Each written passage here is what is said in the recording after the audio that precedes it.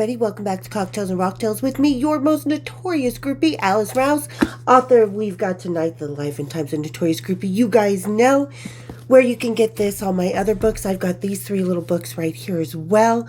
Fun little ebooks that are going to be coming to life really soon. So go down in that description, you guys. Go down like it's the back lounge of a tour bus in the 80s. Check it out. I also have merchandise. Everything is down there. And as always, I like to thank everybody for really being awesome, for all the new people that are coming around, for everybody who's participating, who's just commenting, who's making friendships. You guys, thank you so much for all the love, all the support, all the amazing family that we're building here. For everybody who subscribed, member, whatever you are, I love you guys very, very much. And speaking of kind of a love, you guys, today's episode is going to be a little bit different because it kind of goes into the more esoteric, because somebody once said, and I heard this saying over and over throughout my life, sometimes a dream, if you remember your dream, it's not a dream at all. It's a message. So we're going to kind of talk about different messages I got from rock stars in the esoteric over the years. And today, because esoteric, includes dragons and stuff, we're going to be having one of my favorites out of Michigan, the Dragon's Milk. Oh my God, you guys, this is so good. Another bourbon aged stout. Because as we know, I'm a bitch for a bourbon, so things are dragons in my lap. All right, everybody, kick up your feet, grab your dragons, and let's have a little cocktails and rocktails. Ooh. Oh, I love this stuff. Some of my most favorite stout right here. All right. Cheers, big ears.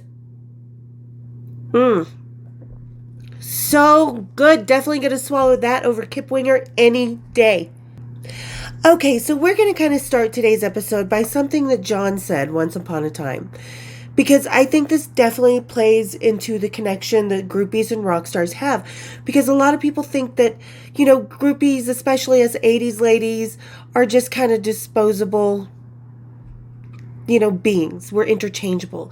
New city, different face, whatever. Or different city, same scenario. So, John had kind of joked several times with several people over the years about in his life that John Entwistle from The Who, that we were all pirates in a past life and we had come back, made a pact to come back in the next life and do this 10 times better, which rock stars, right? So way better than pirates, way more money. They're not having to pillage or anything. Well, they might be doing a little pillaging. Ask some of the guys' daughters and boyfriends. No, I'm kidding. Anyway, so he kind of said that, and in a way it does make sense because rock and roll is such a small world and we are all actually connected in some very strange ways. For example, while we're on John, and I talk about this in a couple of the John episodes, that about it had to be at least 7 months before John passed in Las Vegas. I was at work and we had this really great house mom. If you work at a high-end strip club, you tend to have a house mom who orders food for you, gets you your drinks, help you get your costumes if you're doing feature shows, stuff like that. And one of our house moms, Albie, was a massage therapist, but this is Elaine. She was a new house mom for us, and she also read tarot cards. So one night, and this is right before I was going to, so it was around the end of August, around my birthday, I was getting off work, and I'm like, oh, why don't you read my cards? So she did, and she started talking about this trip I was going on. It was when I was going to the Middle East to be with, my lover at the time, Sala. So, don't know what that is. But anyway, so I was getting ready to go to the Middle East. She's reading my cards. She's talking about there's going to be these delays. You think blah, blah, blah, whatever, right?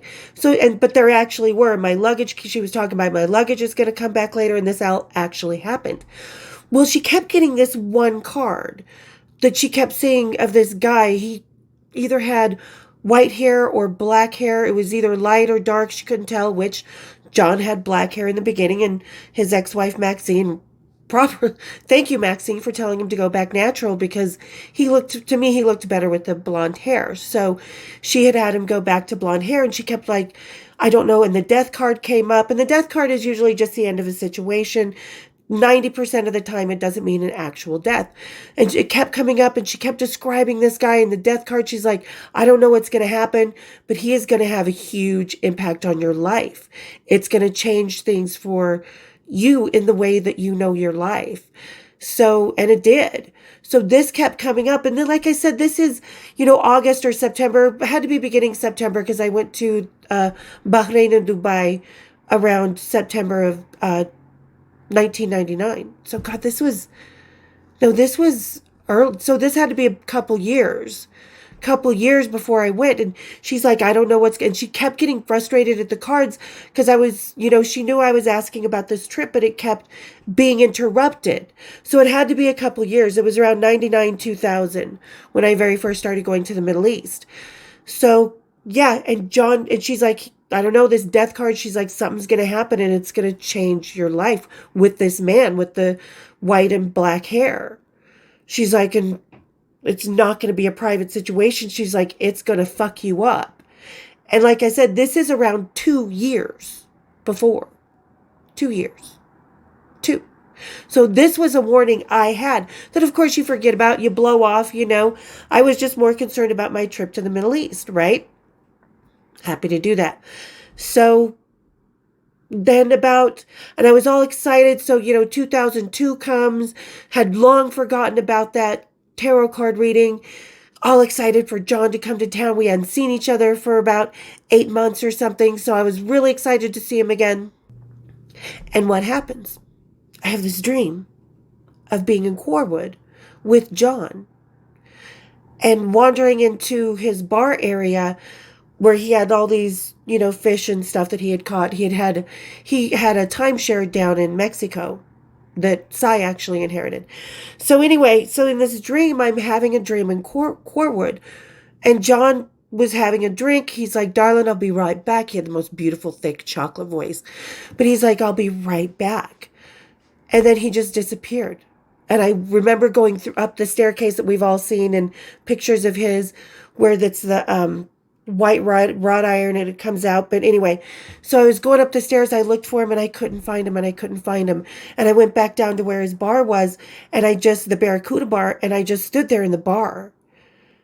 And I could hear people pounding at the door. And this is about a week before John got into town. So I was like, what the fuck? And I remembered this dream vividly because we were having fun and we were just cuddling and talking and just John and I being in our normal little, we're shutting out the rest of the world from our little world time because that's how John and I were. So between this reading and the dream that I had about a week before John passing, I still remember that dream. And like you said, if you remember your dreams, it's said to be a message or a warning or something. That was a hell of a message, especially a couple years when Elaine was giving me that reading and it kept interrupting. This situation kept interrupting. And 2 years later, I wasn't working at that Deja Vu Club anymore. I was working at Showgirls. And I went back over to Little D's and I was like, oh my God, Elaine, holy shit. After everything had blown away. And she was like, I was thinking about that the whole time, that reading, holy shit. So that's just one instance. Another instance, which was a lot of them, was Steve Jones from the Sex Pistols. I don't know what kind of bond was there because it's not like we were trying to fall in love with each other or have some relationship. We were just each other's regular favorite person to hang out with and to spend time with. And he liked flirting. We had a great time flirting. Always had a great time in bed. I was one of the few he didn't kick out 5 minutes after he was done with me. Like we actually had a couple meals together.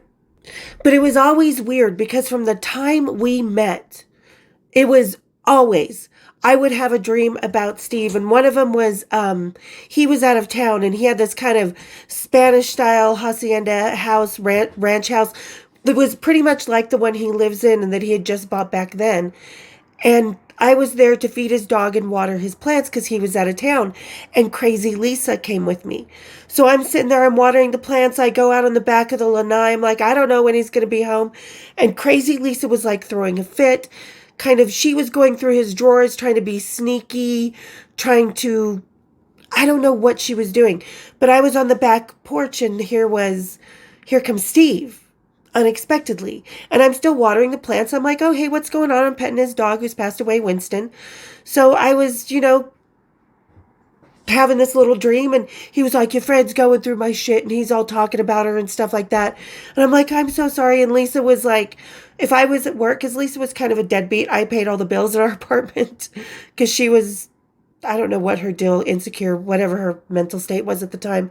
But so I would pay all the bills, and a lot of times if I wasn't home and Steve would call, she would try and be like, oh yeah, let's you and I meet. And that was the sneaky part of the dream. But the next day, here comes Steve calling. And several dreams, like every time for, I think, 4 years. I knew him 4.5, 5 years. So during that whole time, I would have these crazy little dreams about Steve. And the next day, blam, Steve would call. There he would be. And like I said, is this a connection that is just something that was from this existence or another existence previous or from another dimension? Whatever you believe in that, reincarnation or, stuff like that. I definitely think I have a belief in that, because how do you explain some deja vus or feeling that you know someone? Because I did feel that when the premonition, I totally forgot about this and I had a premonition with Steve. I was coming home from Los Angeles, New Year's Eve of 89 into 90.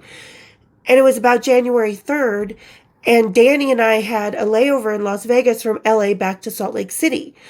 And we were supposed to have like a 45-minute layover. Our gate was right next to, so we were supposed to get off the plane, board the other one and go. But no, Salt Lake City was having a snowstorm. So we were delayed by a couple hours. So Danny and I are like, we're going to go find the bar, right? And as we're going on those little moving sidewalks to find the bar, I see 2 guys headed toward us. Oh my God, that looks like my friend Fred Curry from Cinderella, who used to date another groupie I knew in Salt Lake City. So we kind of knew each other in a peripheral way. Didn't know who these 2 guys in these big black cowboy hats, these black leather jackets with this red lining. I remember that red lining, and this is real life. I remember this. So here we are, and we're crossing paths on these moving sidewalks, and we're trying to talk, and we get off and we start talking, and I just feel this guy looking at me, and he's like, oh, this is my friend Steve Jones from the Sex Pistols. And I always said back then, he's all, hey, baby. He's like, how much time you got? He's like, there's lots of bathrooms. And I'm like, nah, fuck you. I was like, ew, gross, I'll never date a sex pistol, ever, ever, never, nevers. Ever, never, nevers. How'd that work out? Oh. But so, and I think that was like the universe's, God's way, of letting me kind of have a glimpse into my future. Because we had this very brief meeting at the airport where he was trying to get me into the bathroom. And I didn't think anything. I thought, oh, that'll be the last time I see him. I never expected to have the kind of connection that if I had a dream, here he would be calling the next morning.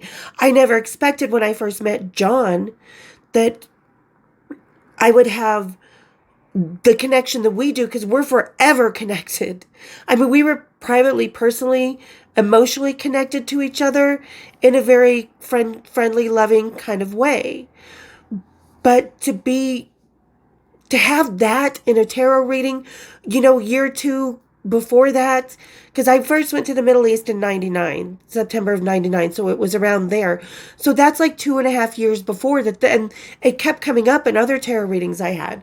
So, like I said, and the connection with Steve and I don't know what this was, but it kind of blew me away. It kind of made me want to push him away a little more every time, because it got even more intense.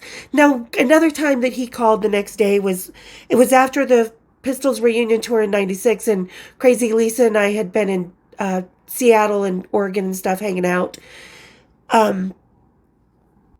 Not just on the tour, but, we weren't really on the tour. I was up in Seattle just hanging out because I miss Seattle. Thinking about moving back there, you guys. But so, yeah, and the band opening up for the Pistols was Gravity Kills. Now, this is going to show you the connection that Steve felt, and that he definitely felt something that maybe a little jealousy, because it was about 3 months after that, after the tour had ended, that Crazy Lisa and I were in Vegas and Gravity Kills was playing this little club. So I'm like, cool, let's go hang out with Gravity Kills. We know these guys, they're great. I loved that band. I loved their hit song and everything. So we're going to hang out, and we're going in, we were going to buy tickets because they were only like $16. So we're like, fuck it, we'll go buy tickets and we'll just walk to the backstage area. The bus is right there if we get out of the car, whatever. So we're going in, we're buying tickets, and all of a sudden this guy comes around who was their tour manager, and I look over and I recognize him. He was Neurotic Outsiders tour manager on their tour that was done before the Sex Pistols reunion in 95 when I very first met Steve. And he was like, hey, he's like, no, I know these ladies. He's like, they're with the band. Come on in, ladies. And he comes in, he's like, hey, he's like, how you doing? I'm like, great to see you again, Mike. What are you doing with these guys? You weren't there on the Pistols, were you? He's like, no. He's like, I'm just doing this part of the tours, blah, blah, blah, right? Next morning, 10 a.m. sharp, Las Vegas time. Bring, bring, bring, bring. Hello. Hey, Allison, it's Steve. Next morning, that motherfucker called me because I knew the second I saw Mike, that tour manager, that he was going to tell Steve that Lisa and I were hanging out. And I wasn't with anybody in Gravity Kills. Lisa and the lead singer liked each other, and that's cool. That's their thing. Shit like that happens on the road.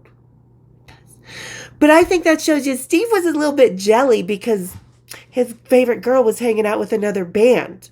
And his old tour manager, and no matter who you are to these rockers, it's just like groupies. We don't talk about the other groupies they know, and we don't talk about or they don't talk about the other groupies. We don't talk about the other band members we know. When we're together, we're just in that moment with each other. So it kind of, I think it perturbed Steve a little bit. So don't say that Steve didn't give a shit at all, because he definitely gave a little bit enough shit, because what guy finds out that a girl that he's been seeing on and off for a few years, about a year or so at that time. Yeah, just over a year. So he finds out that his girl's hanging out with another band. He calls her, that's because he's a little bit jelly. He wants to make sure nothing happened, that his little PUSSY is pristine. And it always is, ladies. I could have 5 guys in one day. That bitch would still be pristine. Gotta keep yourself healthy. But so, yeah. And Steve was definitely connected to me in that way, because he must have been thinking about me, or I don't know if he ever had a dream about me. It was never, like, I've never told him this, because this isn't something, oh my God, I had a dream about you. How psycho does that sound? So you don't really tell people, I had a dream about you when you called. Oh, I dreamt about you last night, and here you are. But, I mean, this is a man that I would also leave a voice message on his home machine, and he'd be out on the road and call me within 15, 20 minutes. Even though he wasn't at home, but his voicemails were forwarded to, I don't know, wherever the fuck they were forwarded. Because this is before cell phones were really a thing. So, yeah, so that was my connection. I think Steve definitely was the one I had the most dreams about and stuff, that I had the most interference and interaction in my subconscious with. But then with Vin, there was, when Vince and Paul and I had stopped seeing each other, like I said, it was about 6 months before Dime and everybody that happened in Ohio. And we had seen each other about 6 months before, and we both knew things the way they were ending, and that was okay. Things happen in rock and roll. You move on to the next phase of your life, whatever.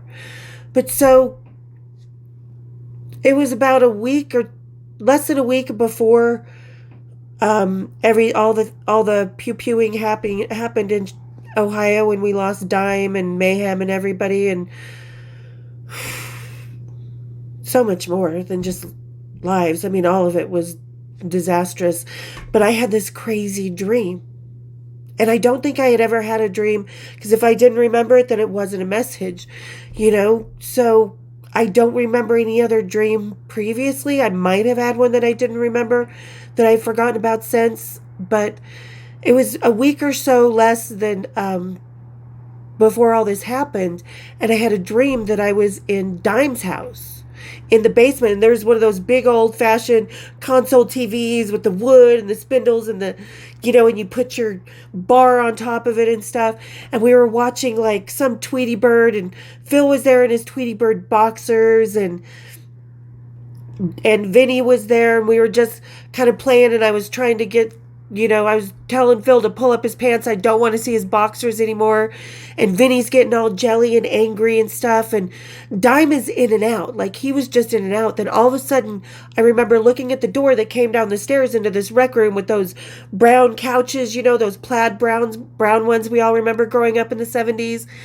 So, and that was that. And there was like a foosball table and all these other, 80s video games and stuff. And Dime did have a place, and so did Vin, like this in their homes. So, but this was more looking like Dime's house. But I just remember at some point in the dream, Phil had finally pulled up his pants. And I just remember Dime standing in the doorway where the stairs came down. And then all of a sudden, just like, it was this black mist, and it was gone, and it just went up the stairs. It was just gone. And I woke up, and I had the most uneasy feeling, and I couldn't shake it. I couldn't shake it, and I couldn't shake it. And then a few days later, about 6 o'clock in the morning, I get a phone call that the Alarosa Club had that happen, and Nathan Gale had ended things for people that day and took Vincent Paul's brother away from him. And that was that dream I had a week before, because like I said, Dime had just gone poof into this little black mist that just went up the stairs. So he ascended at least. He was a good guy, Dime. But so that, it just, and we all have these dreams about people or things or situations. And even after like John passed, and it was about, I would say maybe 4 or 5 days before September 13th or 12th, of 2002, when the coroner's report was released, I was at my friend Treble's, Miss Amber. I was at Amber's house in my dream, and I had been there before, and she had these 2 beautiful dogs, pit bulls and stuff that were beautiful, and she kept her yard clean, but in the dream, I was in the backyard trying to dodge all these like little poop bombs. All these little bombs, and I was jumping over them, and some would come flying at me from this way, and I would have to duck it, and I was just trying to get the wall so I could crawl over the wall and get back to, Trouble's like, come on, Sienna, because we worked together, obviously, as strippers, and she's like, come on over the wall, Sienna, you can do this, it's going to be okay, and then what happened a few days later? The coroner's report was released with my unlisted phone number and address, and I had that horrible onslaught of the paparazzi. So that was definitely a warning. That was not just a message. That was a fucking heads up, chica. You're going to need to fucking pull up those waders and get through some shit. Literally. So, and I mean, I think that like I said, we all have these with people that we spend time with that are a regular part of our lives that we're connected with. And the musicians that, I am connected with, I've had these dreams with. And even after John passed away, there was 2 different dreams I had about him. And I feel really, truly like this was him reaching out to me. Because one of them, we were on an old tour bus we were just going past, hitting Mesquite in Nevada, which is about 45 minutes north on I-15 of Vegas. And we were headed back down to Vegas. So, okay, significance.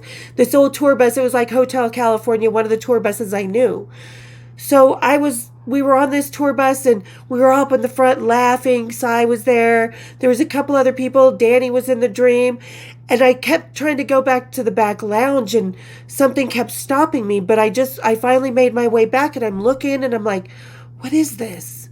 These are the Hirachis, like women's sandals from the 80s, those woven sandals, the Hirachis and all this stuff, and women's clothes. I'm like, hey, what is this stuff back here, John? There's a hairbrush. And I wanted to take such good care of this women's stuff, even though it wasn't mine. And I didn't know what this dream meant. And this one was a couple years after John passed away. And then I just go back up, and we somehow broke down in Mesquite. Like, we were not able to make it back into Vegas in this dream. And John, I was kind of like, Whose stuff is that back there, John? I thought she was moved out. I thought this and this and this.